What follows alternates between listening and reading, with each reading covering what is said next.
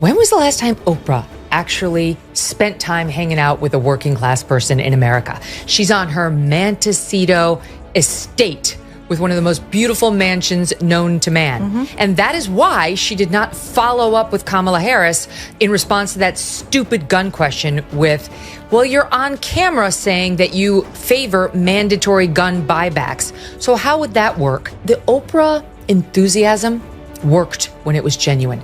Shortly after the Oscars, a 3.9 magnitude earthquake rocked LA. The tremors were so powerful, Oprah's ass is still moving. Why would you laugh at that? That's fat shamers. Remember when Oprah was untouchable, the queen of deep talks, book clubs, and surprise car giveaways? Well, Greg Gutfeld and Megyn Kelly just grabbed that crown, threw it in a blender, and hit reveal.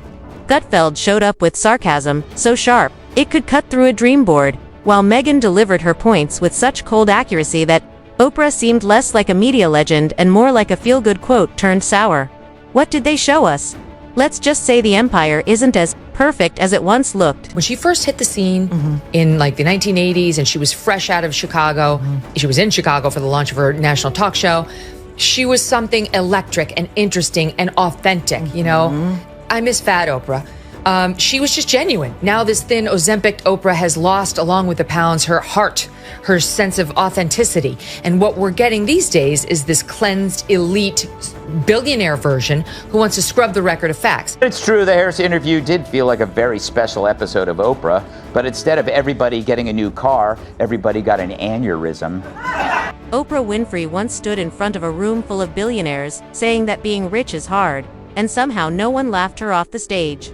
That moment alone could have won her a comedy award, yet here we are again with the queen of luxury, holding her diamond cup, talking about being humble like she's lived a regular life. You'd think after years of selling shiny self-help stories, she'd go relax on her mountaintop of polished image, but no, Oprah's still right in the spotlight.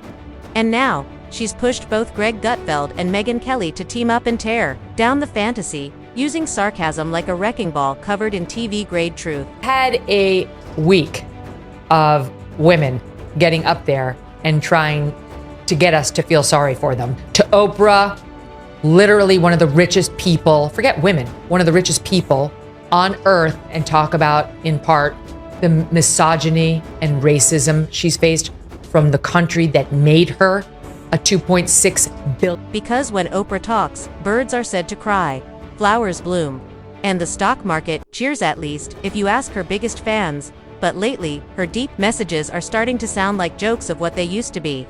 From selling the American dream next to a $900 face cream to launching health plans that cost as much as top colleges, Oprah has become a walking contradiction dressed in designer clothes, preaching simple living while selling luxury, and somehow still thinking people should cheer for the double standard? Words, Oprah's list of favorite things. So Oprah released her annual list of favorite things, and as usual, there are lots of expensive stuff. $1,000 pizza oven, $590 drip coffee maker, $80 of luxury salt. Sadly, no proposal from Stedman. Enter Megyn Kelly, with her well-known I'm over this look, and a career full of tough news stories. Ready to take down the queen of kindness with sharp focus. You could almost hear all of Hollywood flinch when Megyn pointed out the double standards because, let's be real, Oprah has wandered into the world of unplanned comedy. She used to give away cars, like treats. Now she gives out confusion, all wrapped in brand deals and deep-sounding sayings. Do you think she went over this first to make sure it wasn't too extravagant? You're missing the best one. What? Okay, it is a little journal and it's called I'm Dead, Now What? Important information on my belongings, business affairs, and wishes. Hand this to someone at Christmas, I dare you. Gutfeld, on the other hand, didn't bother with careful words. He came in swinging hard, sounding like a WWE speech mixed with the anger of someone finding out Oprah sells $400 gratitude journals. This is the same woman who made a fortune from emotional TV moments, now telling the struggling middle class to smile through their pain. Like tough times are just another stop on her fancy path to wisdom. Oprah's an icon who, unlike traditional politicians, could match a wild card like Donald Trump. And if she won, she could give everyone a free car.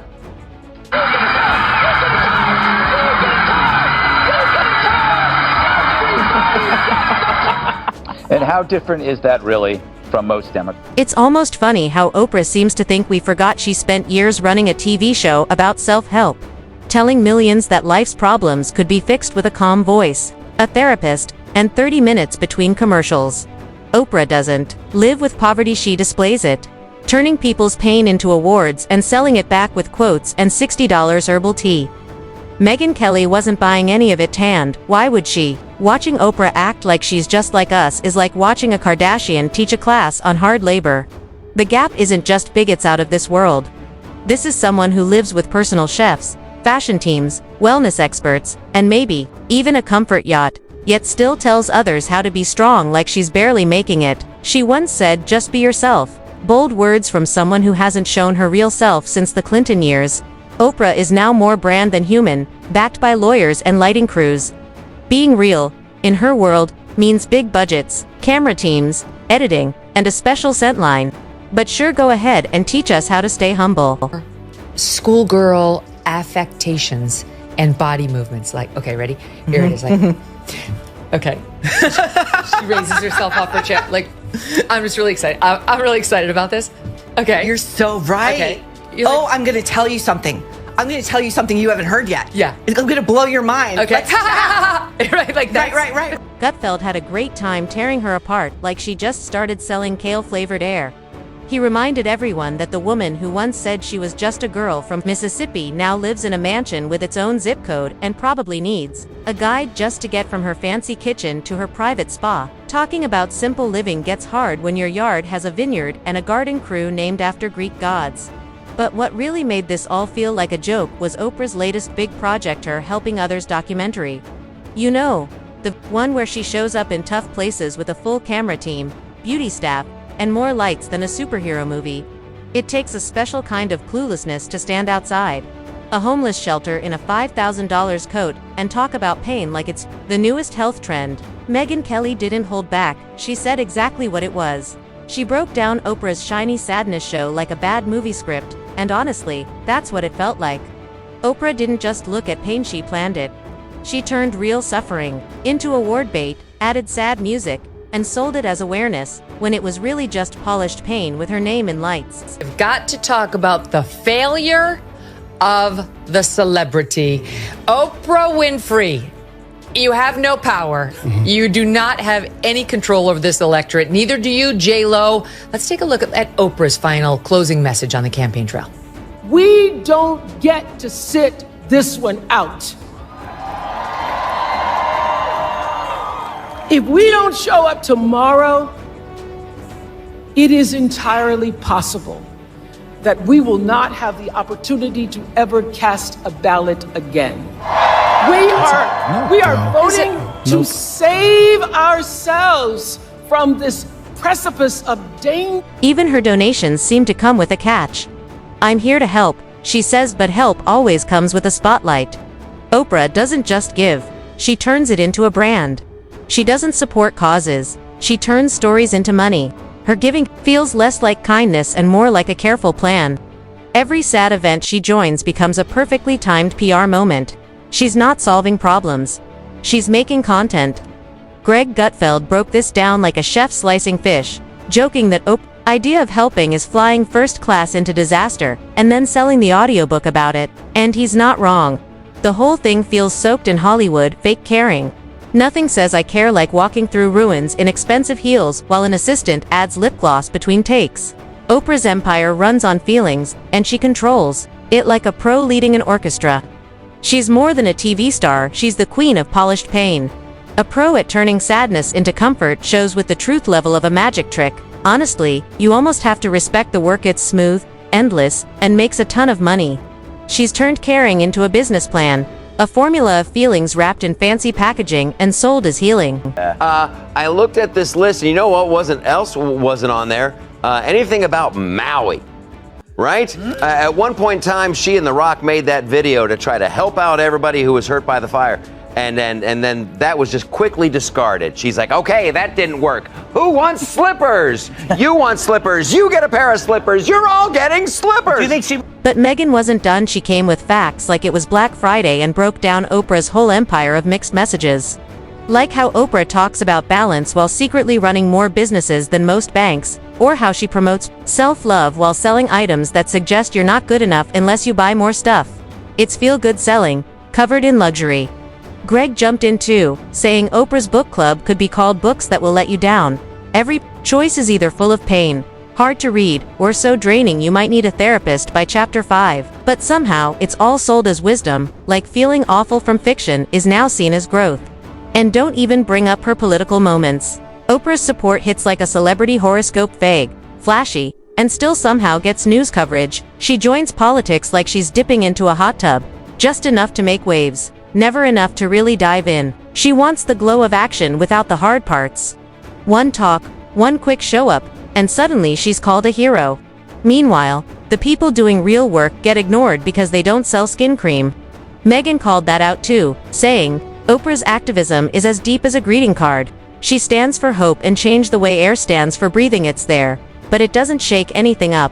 Oprah is the queen of soft rebellion, a protester in pearls, speaking up just enough to trend, but never enough to risk her brand. I used to love Oprah, like most of us who grew up when we did. And only now did I realize I've been getting spoon-fed propaganda from this woman for years. I always took her little setup packages as gospel.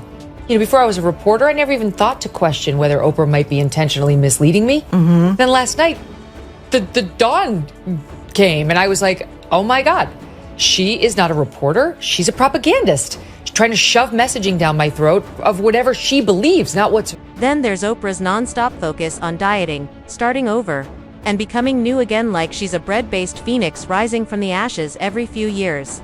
Each new life change comes with a pill line, a long video series, and the same old story. She found herself again, somewhere between a fancy spa in Maui and another deal with Weight Watchers.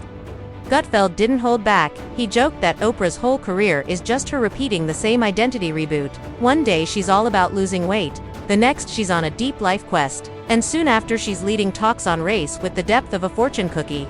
She changes her image more often than people reset their Wi-Fi passwords. Yet somehow, with each new version, she claims she's still just like everyone else. Like the average person can pause their life because their private chef didn't show. It's tiring to watch her pretend to struggle. Oprah's idea of having it hard probably means room service was late. Megyn Kelly tore that fake image apart easily, cutting through the polished surface like a hot knife through fancy vegan butter. She reminded people that Oprah's world isn't like ours. Her problems are planned.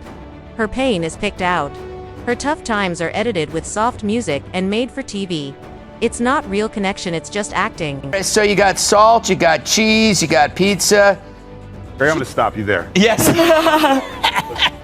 I treat this like the list I get from my kids. They send me emails because they know when I laugh in their face, it hurts. Anyone who wants a $1,000 pizza oven, you're going to get what Kat picked out. Like, that's the greatest gift you can give somebody because you can't return it. Because returning it, oh, you think you're immortal? You think you're better than us? Like, get your affairs in order. That's the great, you stole the show. They wanted me to talk about a dog towel. Towel's a towel. Great job. That's the best gift ever. And Oprah has never read this, just like I don't read the list my kids sent me. Oprah still acts like she speaks for everyday people. A billionaire who truly thinks she stands for the underdog. That's like Jeff Bezos saying he understands warehouse workers because he once read something about sore feet. Greg Gutfeld put it simply, Oprah's not really lifting anyone up, she's selling the idea of empowerment. Dressed in soft colors and covered in feel-good quotes, she's learned how to sound deep while saying very little. It's all style, no real message. All shine, no depth. And the sad part, people still believe it. Millions hang on her every word, like it's truth. Forgetting that every aha moment comes with a marketing team and a new product to sell. Oprah isn't a movement, she's a business. She's not a leader, she's a brand like yoga pants with a message. Megyn and Greg didn't call her out to be mean, they're just tired. Watching Oprah keep pretending to be Mother Earth while making millions from big companies feels like sitting through a movie that should have ended an hour ago but just keeps going. Long after the story ran out. Oprah didn't help by sort of saying it's cheating. What do you mean it's cheating? It's a drug that helps people control their appetite. How is that cheating? So she was probably on the wrong side of things when she was saying that. And now I think she was sort of forced to admit, because as you say, it's obvious. Somebody like Oprah, who's constantly up and down with the weight and hasn't been on the skinnier side for a long time. And then suddenly, after this miracle drug comes out, like, we know. But she's still a spokesperson for Weight Watchers. And I guess she's going to still tell us that the point system is really what's behind. So next time Oprah says to embrace the journey, remember her journey comes with a team of helpers, a therapist on speed dial, and an Instagram filter so strong it could bring Cleopatra back. Meanwhile, most people's journey means trying to pay rent before the next meltdown. But don't worry, there's probably a book in her club for that. And yes, it'll cost $29.99 plus shipping. The genius of Oprah's act is how smoothly she plays the wise guide while soaking in marble bathtubs big enough to list as property. By now, it's basically a show. She doesn't walk, she floats through problems, followed by a camera crew, and sprayed with custom herbal mist. Her kindness, on a schedule. Her caring, always lit from the perfect side. Oprah could give a TED Talk about struggle from her infinity pool and still claim she understands your pain.